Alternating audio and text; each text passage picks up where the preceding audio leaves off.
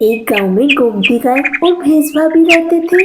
दोनों दिन भर खेतों में काम करते, खूब सारा दूध देते और गांव वालों के खूब काम आते। गोमती गाय समझदार और सुशील थी, पर भैंस भाभी थोड़ी चंचल और नटखट थी। एक दिन गोमती मैदान में घास चर रही थी। भैंस भाभी ने सोचा क्यों ना गोमती को परेशान किया जाए। भाभी ने गोमती की दुम खींच दी। गोमती मुस्कुराकर बोली, भाभी शरारत मत कीजिए। लेकिन भैंस भाभी कहाँ मानने वाली थी। वह खेत में दौड़ लगाने लगी। दोनों दौड़ते दौड़ते एक तालाब के पास पहुंच गए। भैंस भाभी जाकर तालाब में गिर गई, पर वह तैर नहीं पा रही थी। गोमती ने अपनी पूंछ की सहायता से भाभी को बाहर निकाला। भाभी पानी में पूरी तरह गीली हो गई। वह सर नीचे झुकाकर आंखों से कहती है, गोमती तुम सच में बहुत समझदार हो। मैं गलती कर गई। उस दिन से गोमती और भाभी ने एक वादा किया कि दोनों कभी शरारत नहीं करेंगे। दोनों मिलकर खेतों में काम करती, बच्चों को दूध देती, गांव वालों को काम में मदद करती। गांव वाले यह देखकर खुश हो गए। गोमती और भाभी की दोस्ती पूरे गांव में फेमस हो गई। अब पूरे गांव वाले गोमती और उसकी फ्रेंडशिप की मिसाल देने लगे। दोस्ती और समझदारी हर शरारत से बड़ी होती है।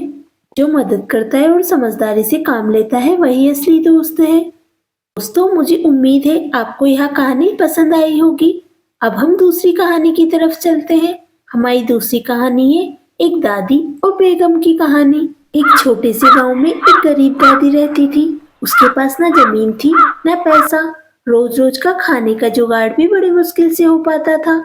उसके पास केवल था तो उसकी मेहनत और भगवान पर विश्वास। उसी गांव के पास एक बड़ी हवेली थी।